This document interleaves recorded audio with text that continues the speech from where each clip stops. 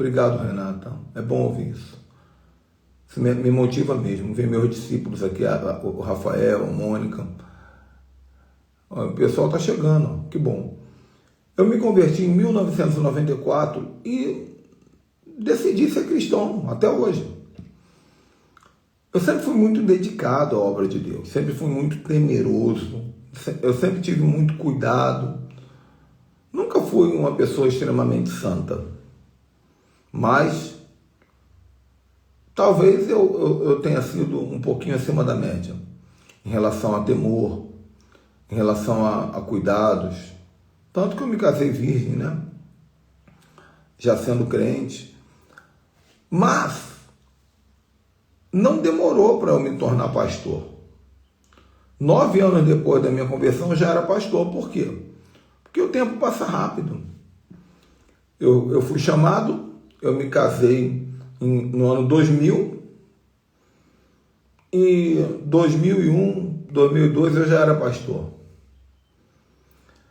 2003, escuta o que eu vou te falar. No 2003 houve o boom do meu ministério. Por quê? Porque eu me tornei conhecido no Brasil todo. Eu me tornei um pastor conhecido, né? Hoje todo mundo é conhecido, né? Porque se você usa as redes sociais, você é conhecido. Na minha época, não tinha rede social. Mas eu tinha uma página de internet que era muito famosa, chamada atos2.com.br. Então, não tinha Instagram, não tinha Facebook, não tinha nada. Quando as pessoas queriam buscar conteúdo cristão, elas iam para a internet. E o site mais famoso de conteúdo cristão da época era o meu, atos2.com.br. Tinha 3.000 estudos bíblicos, não era só meu. Luciano Subirá mandava, naquela época, alguns estudos. O Caio Fábio chegou a mandar alguns. E muitos pastores famosos, outros nem eram famosos, só que eles mandavam pro site. Então o site ele tinha muito conteúdo. Ele aparecia no Google. Se você botasse assim, geralmente as pessoas usavam o meu site para poder achar conteúdo para pregar no domingo, na quarta-feira. Então a pessoa entrava lá no Google, mulher samaritana. Na mesma hora aparecia no topo da lista do Google o meu site. Um estudo, porque tinha algum estudo de mulher samaritana. O Bartimeu, aparecia o meu site. Então, obviamente, eu coloquei ali meus esboços de batalha espiritual. Eu sempre gostei de batalha espiritual. E eu comecei a estudar muito batalha espiritual, eu botava minhas mensagens. E só estou contando isso aqui para introduzir para você os meus erros. Muito rápido, gente, que as pessoas começaram a acessar meu site e olhar para os estudos de batalha espiritual e me telefonar. E perguntar assim, como é que faz para o senhor vir pregar? Não era senhor, era você, eu era um garoto. Como é que faz para você vir aqui dar um treinamento de batalha espiritual? Aí eu ia. Começou Rio de Janeiro, de ônibus. Eu morava no Rio. Aí vai para o outro lado do Rio de Janeiro. Agora vai para não sei para onde. Agora São Paulo. Aí Governador Valadares. Aí daqui a pouco eu estava no avião. E eu comecei viajar. E isso foi rápido. 2003 para 2004, eu já era um pregador itinerante, conhecido, de agenda cheia. Todo final de semana eu estava no avião. Sempre gostava de sair na sexta-feira e voltar na segunda, para ficar com a minha família em casa no meio da semana. Nessa área eu não errei. Graças a Deus. Tem pregador que fica 20 dias na rua e não tem tempo para a família. Então nessa área eu não errei. Mas eu queria só chegar aqui para você entender o panorama. O panorama é que entre 2003 para 2004, eu já era um pregador conhecido, já era um pregador famoso. Por isso que muitas vezes você vê gente famosa hoje falando que aprendeu muita coisa comigo, que começou o ministério seguindo o meu, acompanhando o meu, e você fala, como? É porque eu tenho uma história antiga. Hoje eu não sou mais grandes coisas como eu era antes, não.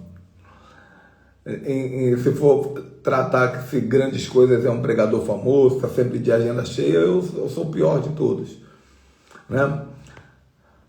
Mas eu quero compartilhar com você, nesse tempo de pregador que eu tive, viajando pelo Brasil, eu preguei pelo Brasil todo, gente. Todo. Tem alguns lugares que eu não fui, mas era muito convite. Muito convite. Vou até botar mais um aqui, eu botei 8, mas vou corrigir para 9.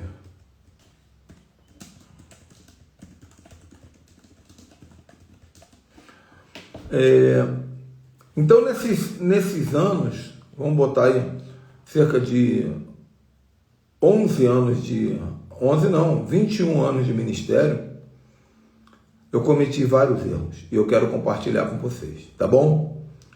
Conforme eu for falando, se você puder, você pode escrever aí porque isso gera reação no Instagram. Toda vez que você escreve alguma coisa no Instagram enquanto eu falo, o algoritmo pensa assim: opa, o pessoal está gostando do que ele está falando, preciso divulgar para que outras pessoas gostem também. O algoritmo de Instagram tem essas coisas, gente. Então eu preciso te pedir para você fazer isso. Então a primeira coisa que você vai escrever aí, primeiro erro meu, escreve aí, 1 ponto, cobrar para pregar. Bota aí, primeiro erro meu, cobrar para pregar. Depois que vocês começarem a botar, eu falo, eu explico. Foi meu primeiro erro como pregador.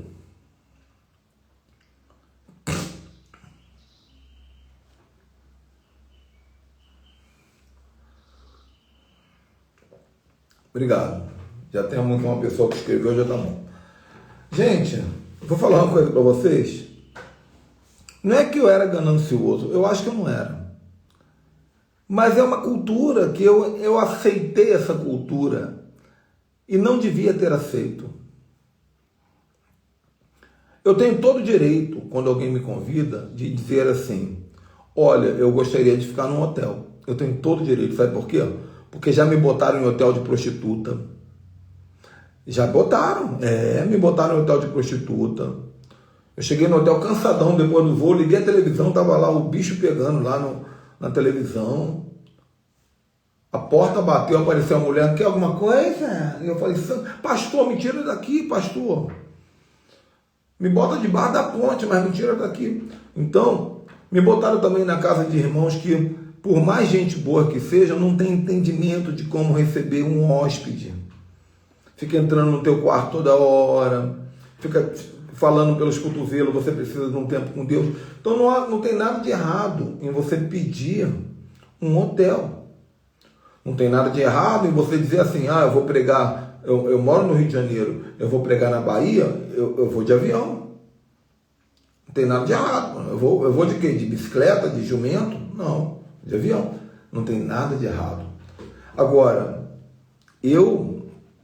por exemplo, se fosse nos dias de hoje, para pregar um sábado, um domingo, uma sexta, um sábado, um domingo, eu ia pedir R$3.500. Era o que eu pedia naquela época. Engraçado que eu não fiquei rico, né? Porque Deus não prospera quem trabalha na ilegalidade. Apesar de que tem uns que estão prosperando aí, mas eu acho que não foi Deus, não. Não tem sentido. Não tem sentido. Eu preciso ter meu negócio, eu preciso descobrir como ganhar meu dinheiro. Eu posso levar meus livros para vender, não tem nada de errado. Eu posso falar do mapa profético, não tem nada de errado. Agora aqui em casa eu estou abrindo um negócio de defumação, eu sou cozinheiro. Se o dia que eu não conseguir mais pregar, eu tenho que ter uma fonte de renda. Agora, eu não posso ficar pedindo dinheiro da igreja. Se o pastor da igreja, voluntariamente, no final do culto, me chamar e falar assim: olha, isso aqui, Deus mandou te dar isso aqui, é bom, a gente recebe com muita alegria. Por quê? Porque foi Deus. Então, de 5 anos para cá, eu parei de pedir valor de oferta. Só que ficou mais difícil. As igrejas não me convidam mais porque eu não peço mais valor de oferta. Você acredita? Quem está entendendo isso que eu vou falar agora? As igrejas não me convidam mais porque eu não peço valor de oferta. Explica isso aí, profeta Renato Pastene. As igrejas não me convidam mais porque eu não peço valor de oferta. É uma charada, é um enigma. Quem consegue explicar isso aí?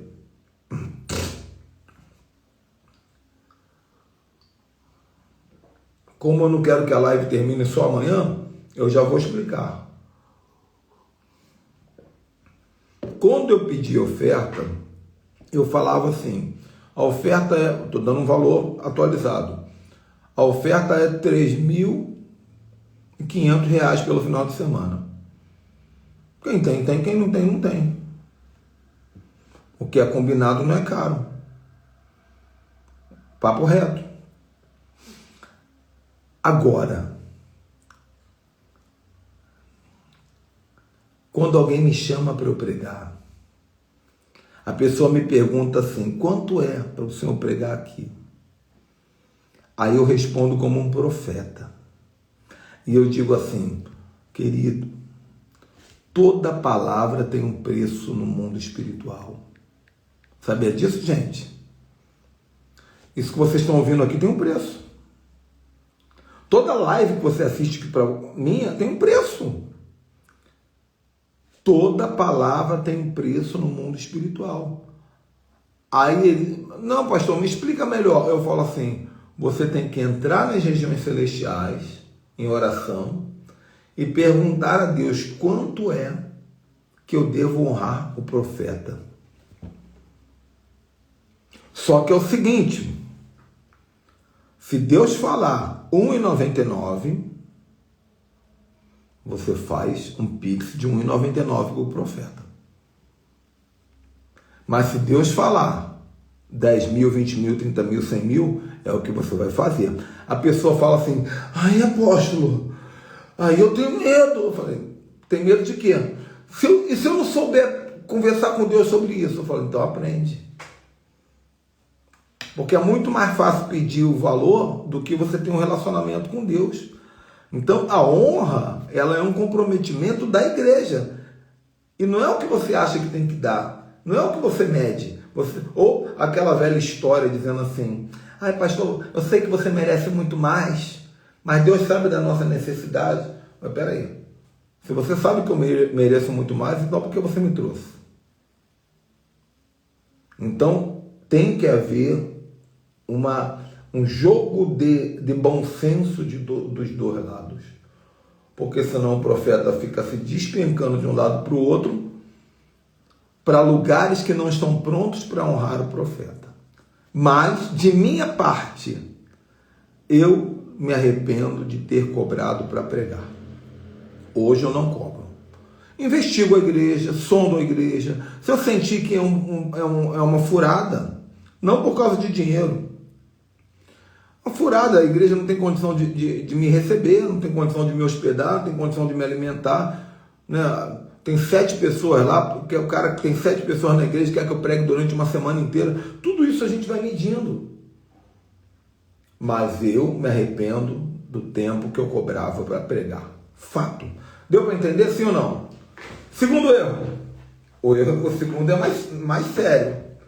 Espero que vocês estejam gostando do conteúdo, porque eu estou apaixonado por essa palavra que Deus me deu para hoje. Porque eu estou abrindo meu coração, limpando meu coração. Segundo erro, eu falo, mas você tem que escrever aí. Dar terra. Escreve aí isso, do jeito que eu falei. Dar terra. Bota 2 pontos. Dar terra.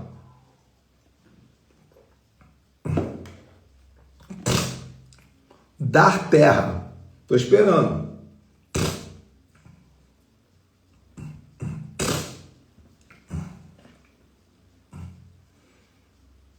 Dar terra, muito bem. Mas alguém vai escrever? Muito bem. Vocês sabem o que é terra? É um apelido que a gente dá, né? Um apelidinho. Quando você bota a mão na cabeça da pessoa, a pessoa cai arrebatada, cai no chão. Primeiro, nem sempre que a pessoa cai no chão, ela está arrebatada. ela pode ter caído na carne, ela pode ter sido empurrada, ela pode estar oprimida por demônios, ela pode estar fingindo. Já falei 4 aqui. E ela pode estar caída arrebatada. O que é arrebatada? Quando a pessoa desmaia totalmente e é levada para um outro lugar, com anjos, e depois volta. Mas isso é minoria. O que mais acontece, é o número 6, é a pessoa ter um choque de unção e cair ali, fica ali um pouquinho, daqui a pouco levanta. Pode ser até por emoção, pode ser até por cultura. Eu já botei 9 exemplos aqui. Só que, gente, não fiquem chateados comigo e muito menos escandalizados, porque eu sou uma pessoa muito madura. Nos meus 20 e poucos anos de ministério, eu já tive muita experiência com isso. Houve um tempo que eu falava assim: receba! Igual Marco Feliciano. A igreja toda caía no chão. Isso era normal para mim. Era normal. Quando não acontecia, eu ficava pensando: o que tem errado comigo? Meus raios ultravioletas não estão funcionando hoje? Sei lá. A minha alegria não era pregar, a minha alegria era terminar a pregação e sair correndo no meio do povo, botando a mão na cabeça do povo. Adorava ver gente caindo, adorava ver... Eu não queria saber se a pessoa ia bater com a cabeça, a gente não quer saber, porque a gente acha que Deus vai proteger. Mas não. As pessoas se ralam, as pessoas se arranham, a roupa rasga. Mas a pior experiência da minha vida aconteceu no Acre. Uma quadra de futebol lotada. E eu preguei 2 dias sobre batalha espiritual. E os intercessores estavam apostos, com roupas vermelhas. Muitos intercessores.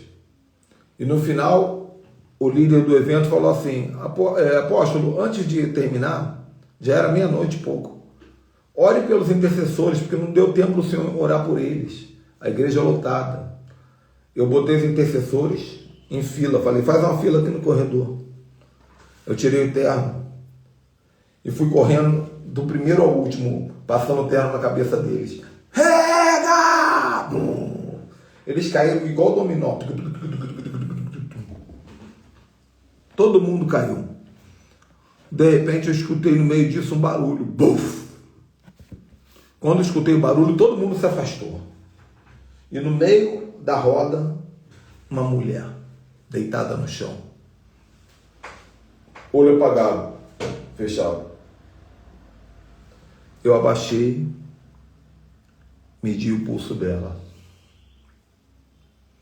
Nada.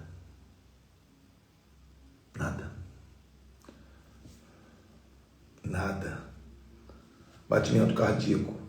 Nada. Ela estava morta.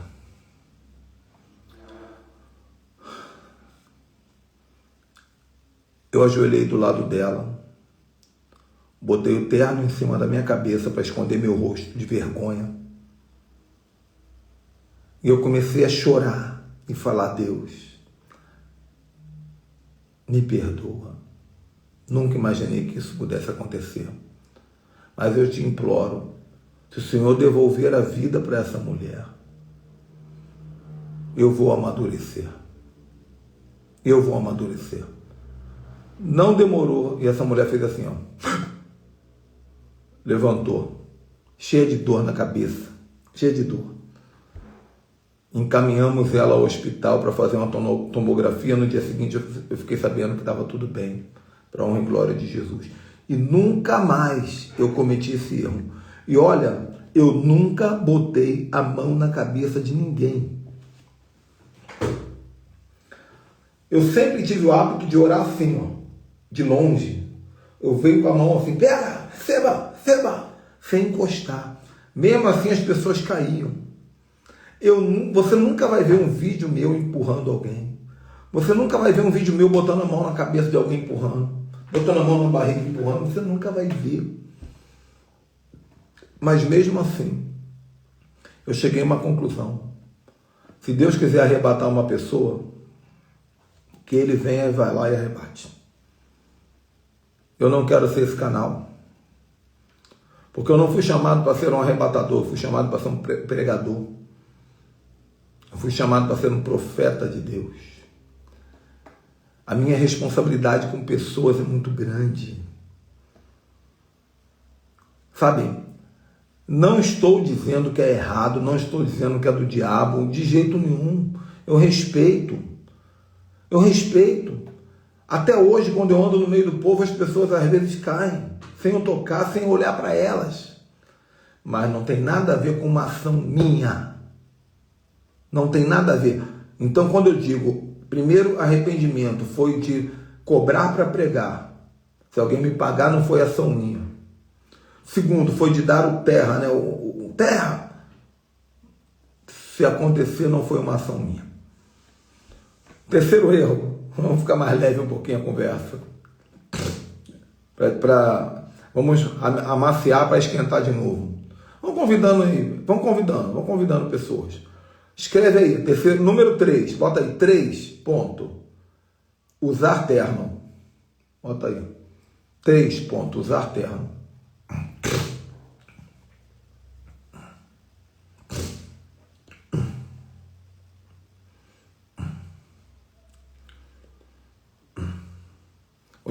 Eu espero vocês escreverem, gente.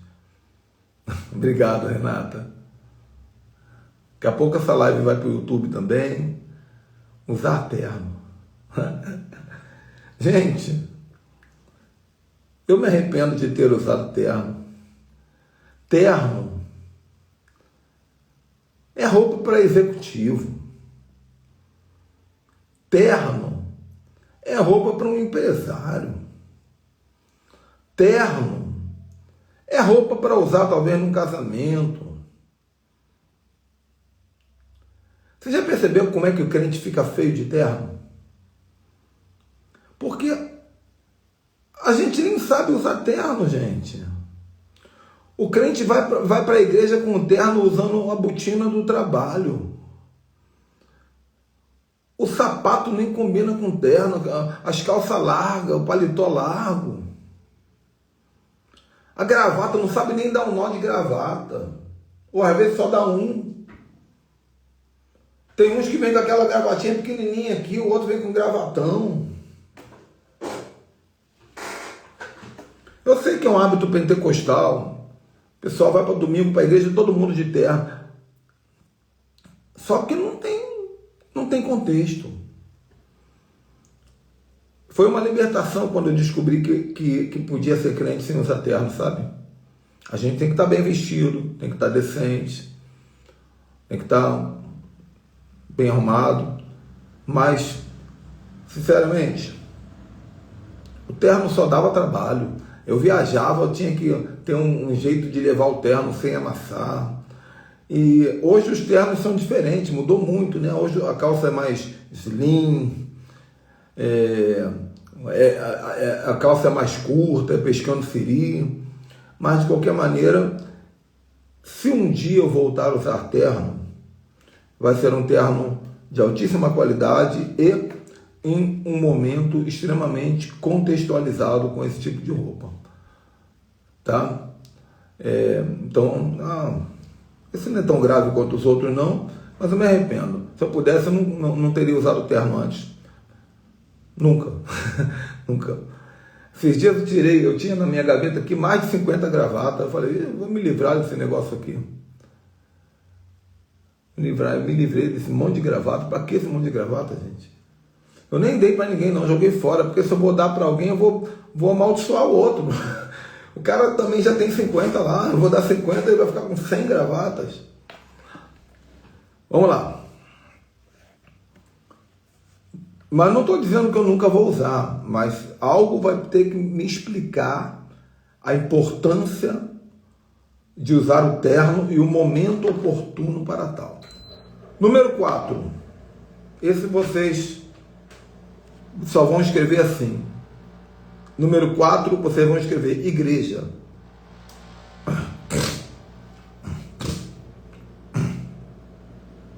Esse vai ser uma das confissões mais sérias que eu vou fazer aqui. Escreve aí, 4, igreja.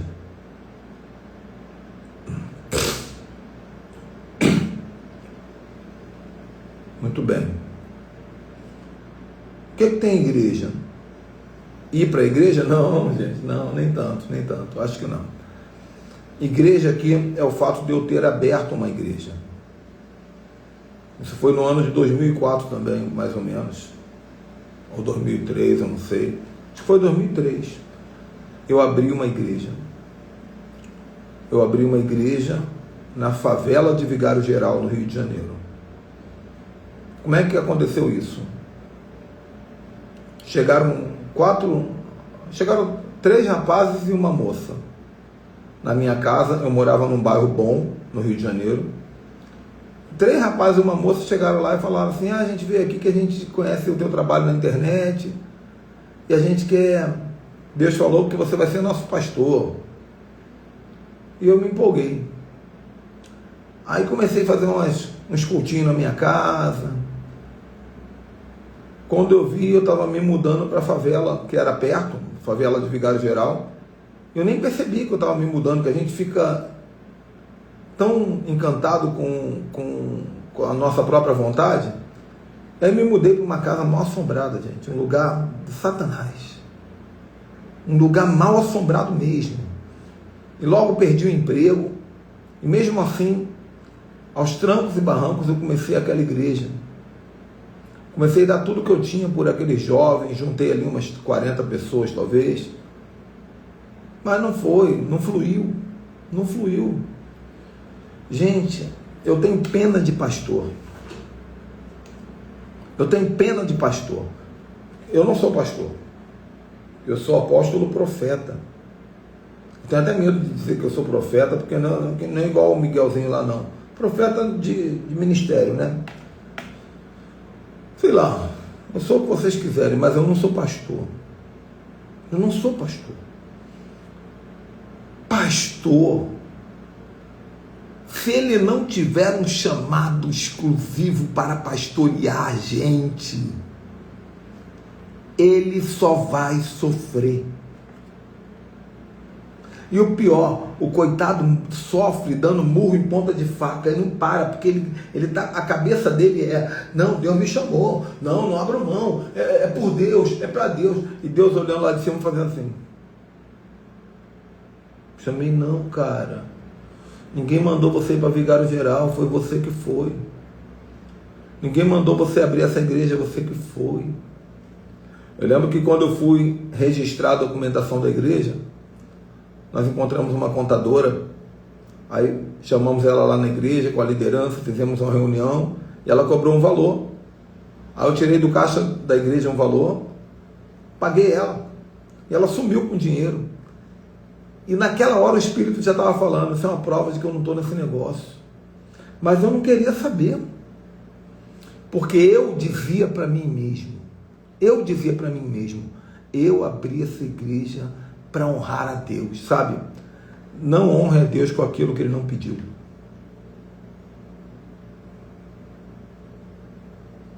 Não honre a Deus com aquilo que Ele não pediu.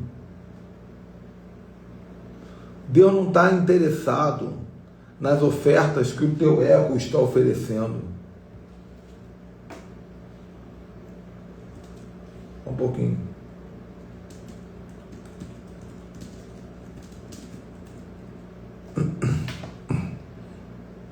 Deus não está interessado. Então, eu até lembro que eu fiquei 7 anos, praticamente 6 ou 7 anos, pastoreando a igreja com muita luta, gente, muita luta. E viajando nos finais de semana, minha mulher me ajudando, meus líderes me ajudando, pregando pelo Brasil. Quando eu pregava fora do estado, da igreja, eu vivia aventuras. Hotel, comida boa, os irmãos me honrando. Quando eu voltava para casa, uma luta financeira na família, muito luta. A igreja maltratando a gente, não de propósito, é a situação da igreja. E teve um dia que Deus falou comigo assim: filho, eu quero que você escolha entre a igreja e o teu ministério. E eu falei assim: a igreja. Eu fui chamado para pastorear essa igreja, Deus. E eu fui dormir. E Deus me deu 2 sonhos. O primeiro eu não vou te contar não, porque não vai dar tempo. Mas o segundo, eu sonhei que eu estava dirigindo uma BMW branca não, azul claro, azul celeste, conversível, com estofamento todo bege. Eu nem sabia que esse carro existia, gente. Uma BMW conversível, estofamento bege. Do meu lado tinha um homem de branco, mas não dava para ver a cabeça dele. E eu estava dirigindo, correndo feliz, de óculos escuros. E Deus me dizia: acabou teu tempo aqui. É para você seguir. Você escolheu a igreja, mas eu escolho o teu ministério. Você escolheu a igreja, mas eu escolho o teu ministério. Então, hoje eu tenho muito medo de abrir uma igreja. Esses dias eu comecei uma célula aqui em casa, fiz uns cultos e tal, mas nem fluiu. Porque se Deus não estiver... Isso é um recado para pastores que assistirem essa live aqui. Se Deus não estiver nesse negócio, cara, passa para outro. Sai fora, vai viver. Não fica apegado, não, porque isso vai te destruir. Talvez essa palavra esteja dando livramento para algumas pessoas aqui. Número 5.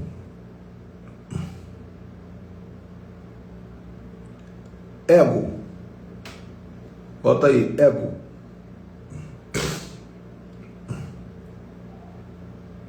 Número 5, ego. Escrevam aí, por favor. Pô, gente, eu estou ficando literalmente nu aqui. Estou contando a minha vida para vocês. Ego. Se vocês não me amarem mais depois de hoje, eu desisto. Porque a gente ama a pessoa quando conhece de verdade, né?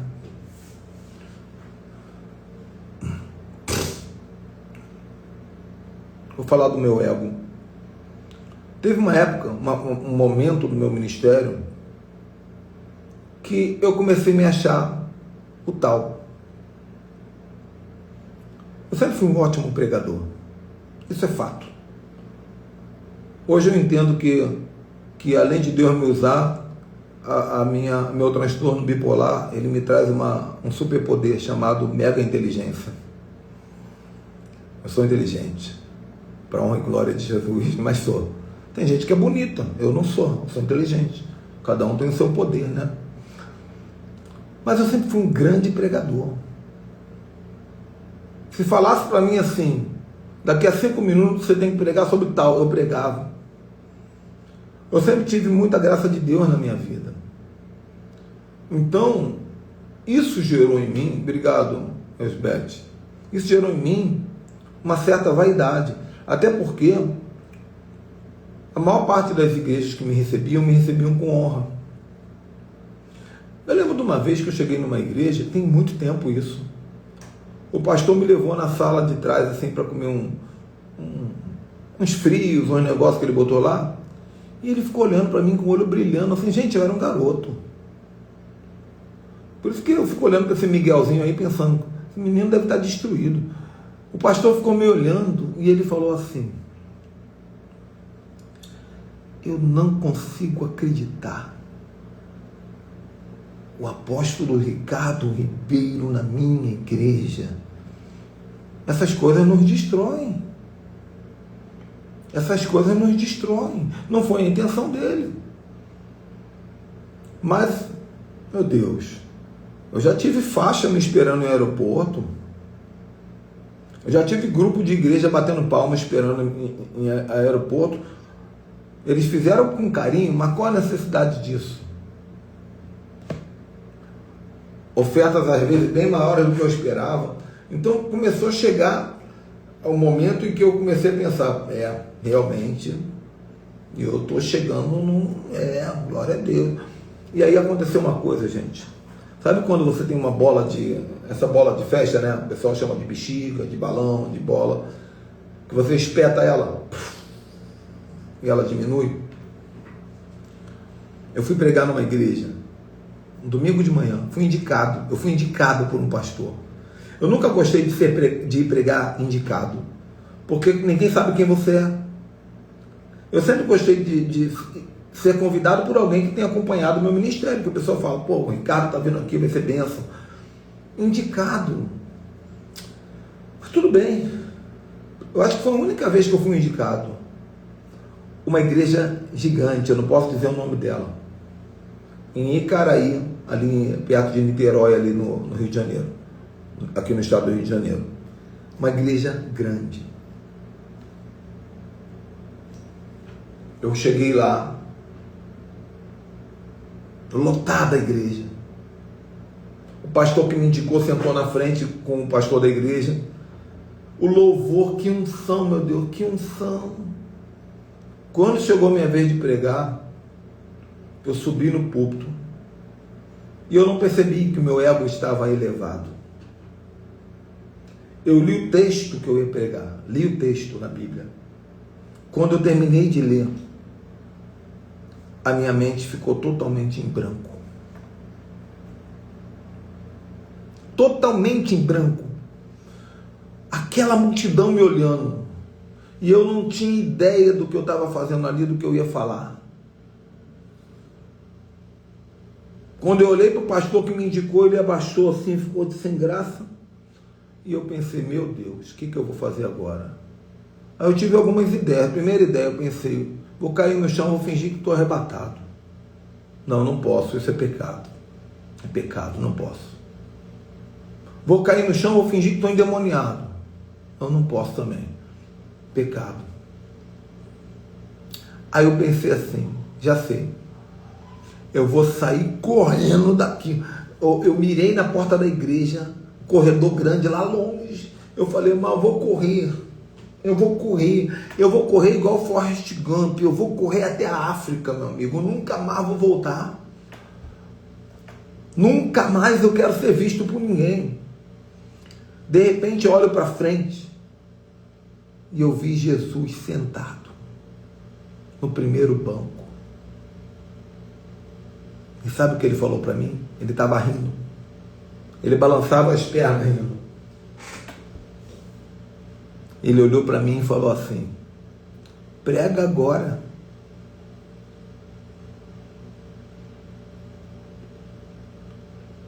Como eu sabia o poder da oração em línguas, eu abaixei a cabeça e fiquei 20 minutos orando em línguas, de olho fechado. É a única coisa que eu tinha para fazer. Depois que eu terminei de orar 20 minutos em línguas, eu abri o olho e lembrei de uma pregação minha sobre a glória de Deus. Nada novo, lembrei. Transformados de glória em glória. Soltei aquela pregação em 10 minutos, porque o tempo já estava curto. Curiosamente, vieram umas 30 pessoas na frente, mas na minha cabeça vieram até para me agradar, ficaram com pena de mim. E eu fui embora envergonhado. Cheguei em casa, minha mulher estava passando roupa na sala, eu falei assim, amor, passei pela maior vergonha da minha vida. Jesus sentou no primeiro banco e ficou rindo de mim, por causa do meu ego. Estou querendo acabar minha bateria aqui, mas dá para falar. Jesus sentou no primeiro banco por causa do meu ego.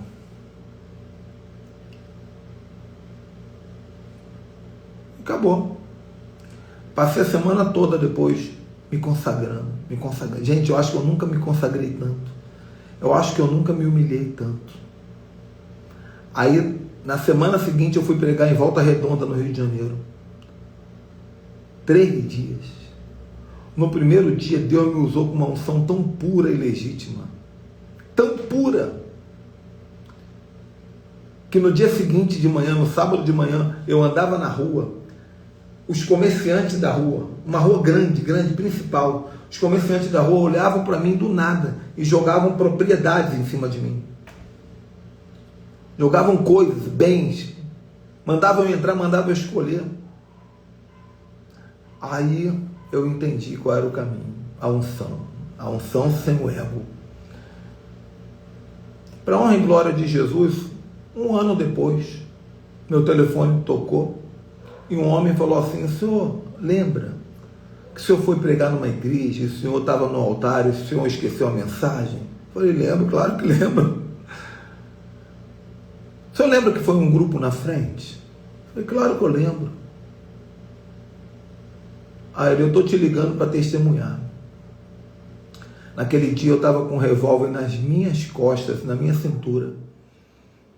Eu passei na porta da igreja para me matar, mas algo me fez entrar. E quando o Senhor falou aquela mensagem do transformado de glória em glória, eu falei: Senhor, eu rendo a minha vida a Ti. Ele saiu, jogou a arma fora e foi liberto. Então Deus fez um monte de milagre, mas não por causa de mim.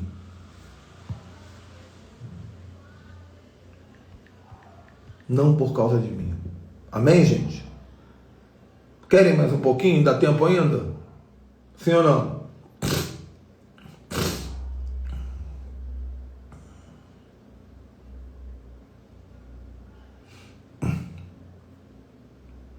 Amém, Heloísa. Muito obrigado pelo feedback.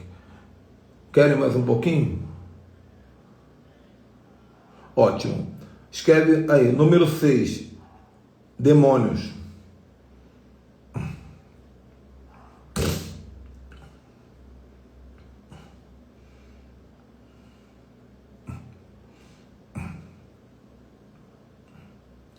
Escreve aí, número 6, demônios.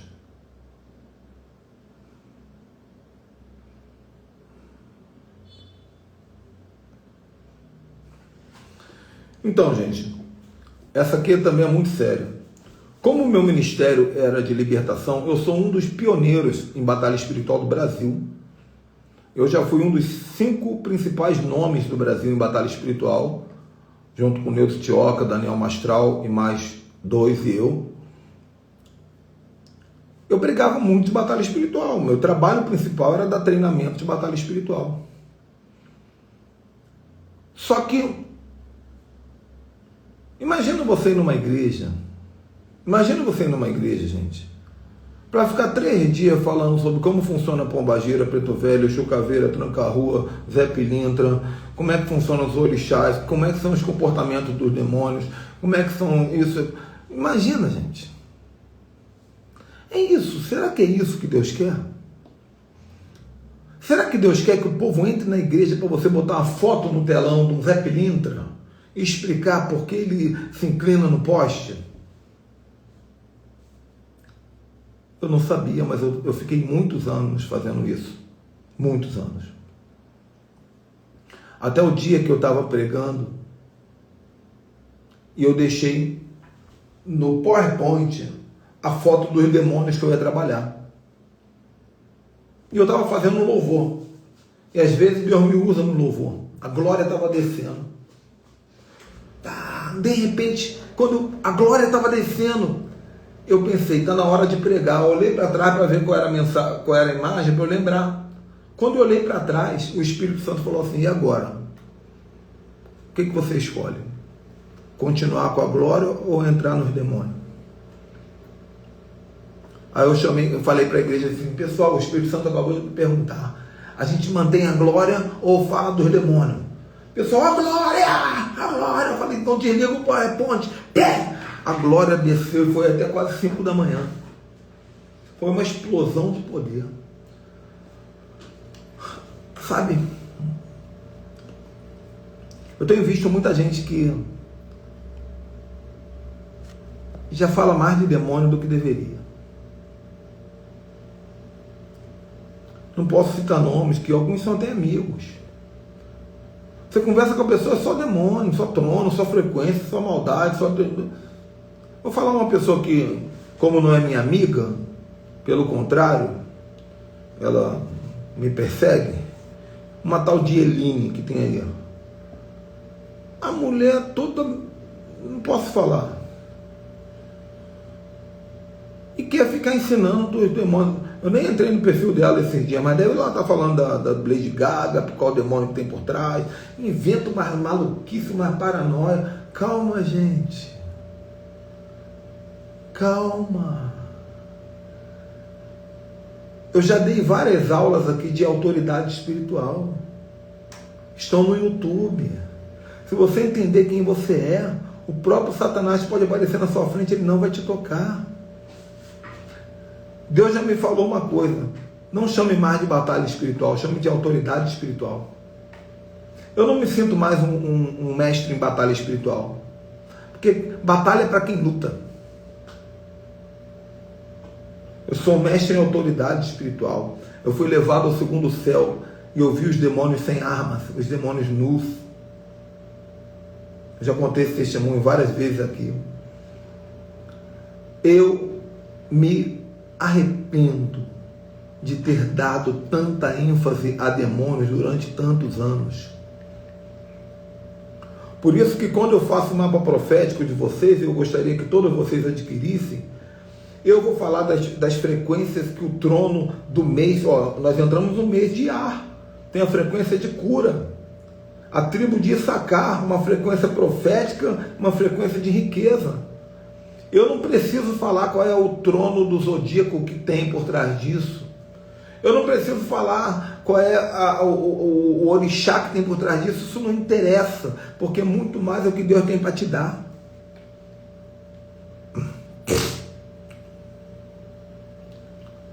Gente, para de ficar consumindo alimento de demônio.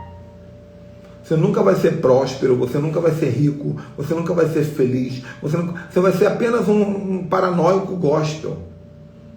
Se ficar consumindo isso, eu me arrependo de ter sido um desses. Não quero que você diga que eu sou uma autoridade em batalha espiritual. Não quero. Agora, se você puder dizer, o apóstolo Ricardo é uma autoridade em autoridade espiritual, eu fico feliz, porque é verdade. Isso aí. Número 7. Amizades.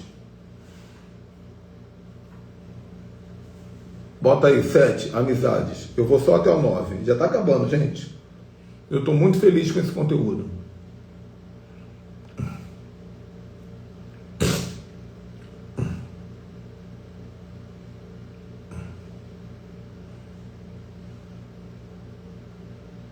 Então, amizades. É outro arrependimento que eu tenho, gente. Eu viajei o Brasil todo. E hoje eu não tenho conexão com, sei lá, cara, 95% dos pastores que eu conheci, das pessoas que eu conheci, das pessoas que me receberam nas suas casas. Por quê? Porque eu não sabia gerar conexão. Não sabia. Ainda não sou muito bom nisso, não. Me arrependo muito disso. Me arrependo de saber que se dependesse, se eu soubesse semear relacionamentos, hoje eu teria amigos no Brasil todo. Vou confidenciar uma coisa para alguns aqui, outros já sabem. Eu não sabia, mas há 4 anos atrás eu fui diagnosticado com transtorno bipolar. Uma pessoa bipolar tem muita dificuldade em manter relacionamentos. A gente um dia está para cima, outro dia está para baixo. Tem dia que eu estou pegando fogo aqui, outro dia eu estou em depressão, mas eu finjo que estou bem aqui para ensinar vocês. É um problema. Faz parte. O sangue de Jesus está sempre me dando força e eu vou até o final. Eu sou um vitorioso. Mas hoje eu sei lidar com muita coisa porque, como eu fui diagnosticado, eu sou tratado, eu tenho terapia, mas antes eu não tinha. Então, sem perceber, eu sabotava muitas chances de boas amizades. Não perca, gente, a chance de fazer amizade com alguém que passa no teu caminho. Você vai sentir falta disso no futuro. Então, se tem algum pastor aí do passado... Semana passada eu fiz uma live com o Radamés, fiquei tão feliz. Radamés é um dos primeiros pastores que me convidou para pregar. Ele mostrou até uma foto, eu falei, meu Deus, esse aqui sou eu mesmo. Né? Então, é uma amizade que a gente está resgatando. Tem algumas outras, mas tem tantas outras que a gente podia ter cuidado.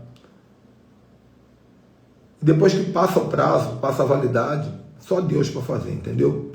Então, essa aqui é o 7. Número 8. Escreve aí, passaporte.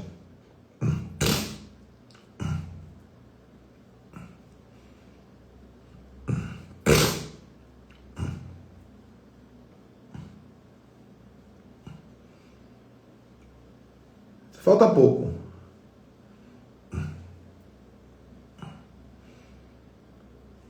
Passaporte. Eu vou falar o 9, depois a gente finaliza.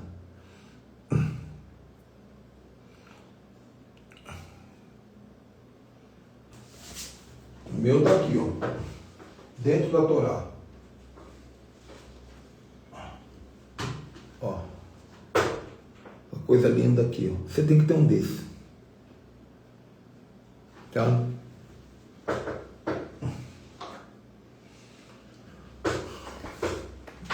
Eu demorei muito para fazer meu passaporte. Sempre tinha alguém dizendo no passado, dizendo assim, faça teu passaporte, Deus vai te levar para as nações. Mas o meu cérebro estava bloqueado. É por isso que eu tenho falado de excelência nas outras lives. Eu tenho feito Reels, eu tenho feito carrossel de excelência para desbloquear teu cérebro. Um cérebro bloqueado te trava. As pessoas sempre me falaram, 10, 15 anos atrás, assim, tira o passaporte, porque você, se com o passaporte na mão, Deus abre as portas para o mundo. Eu não conseguia acreditar.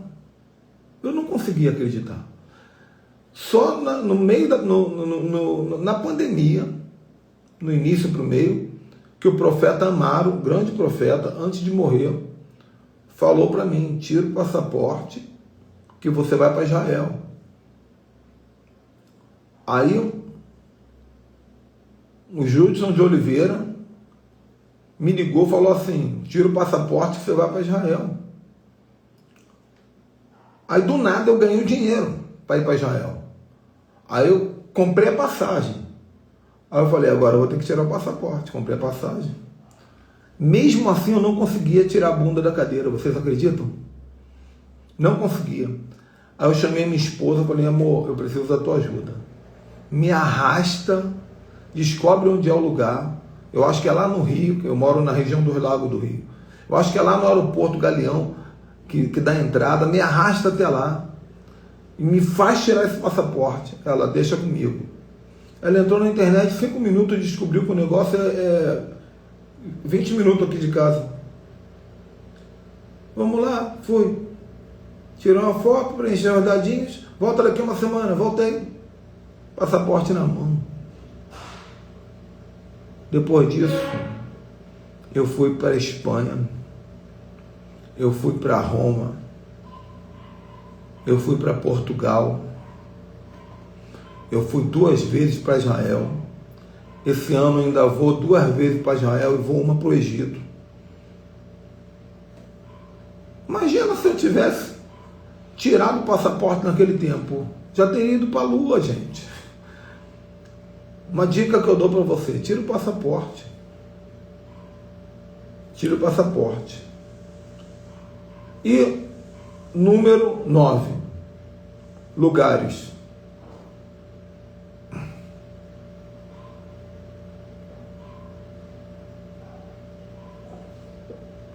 Esses são meus erros, gente. Se pensaram que ia ter coisa pior, estou procurando a pessoa errada.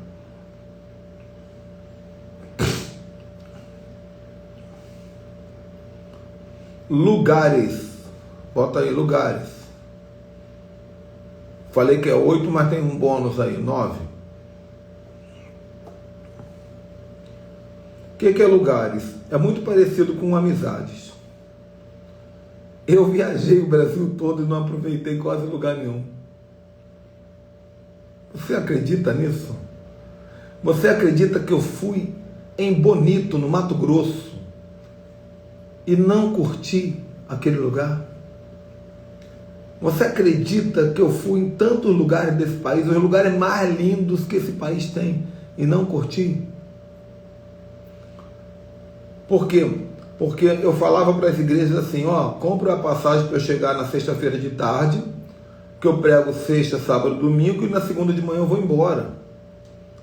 E às vezes a própria igreja, na correria, levava a gente para almoçar na casa do irmão, não sei o que, não dava tempo. Eu tinha que falar, deixa a segunda-feira e a terça-feira livres. Vou levar minha esposa comigo. Eu aproveitei muito lugar bonito. Eu fui em muito lugar bonito. Mas digamos assim, metade das oportunidades eu perdi. As outras eu aproveitei. Claro que não perdi a chance de comer um acarajé na beira do Rio São Francisco. Não perdi a chance de ver as cataratas do Iguaçu. Não perdi a chance de atravessar para a Bolívia pela Argentina para comer umas coisas ruins que tem do outro lado. Muita coisa legal que a gente aproveitou nesse tempo ministerial, mas tinha muita coisa para aproveitar. A vida passa muito rápido. A boa parte, gente, é que às vezes não é tão longe para você curtir algo bom.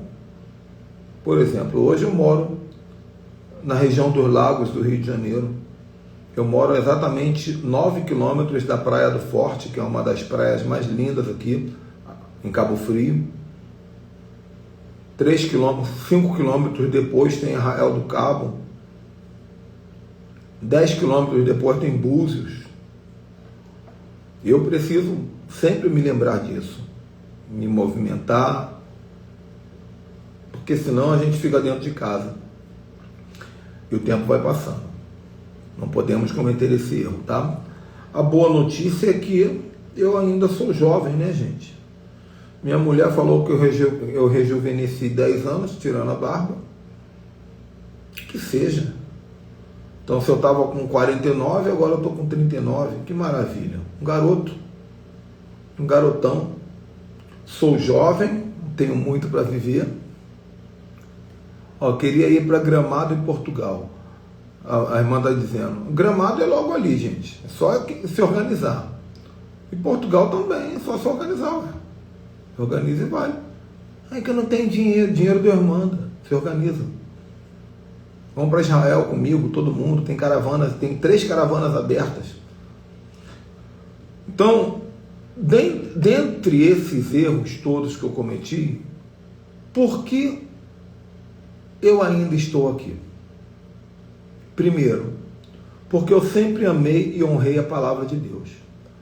Posso ter errado na intensidade de pregar, mas nunca errei na verdade que eu prego. Sempre tive temor à palavra, sempre tive temor a Deus, sempre tive um coração puro. A oração em línguas me ajudou e tem me ajudado. E acima de tudo, eu sempre fui uma pessoa moldável. A maior parte dos meus erros que eu contei nessa live foi no tempo em que eu nem sabia que existia cobertura espiritual. E isso fazia muito falta na minha vida. Hoje eu tenho uma boa cobertura, chama-se Apóstolo Jefferson Neto. E muitos de vocês que estão assistindo a live agora estão debaixo da minha cobertura também. Então, a cobertura é aquela pessoa que vai te direcionar, vai te abençoar, vai orar por você, vai te dar caminho, né? Muitas vezes até vai te corrigir, para que você não cometa essas distrações. Tá bom? Beijo no coração. Foi ótima essa live, adorei fazer essa live com vocês. Meu Instagram está cheio de surpresa. Não sei se ainda está funcionando, mas tem uns lugares aí que você vai comentando, vai clicando, não sei o que. Ele vai enviar umas bênçãos. Fique esperto. Abraço, tchau, tchau.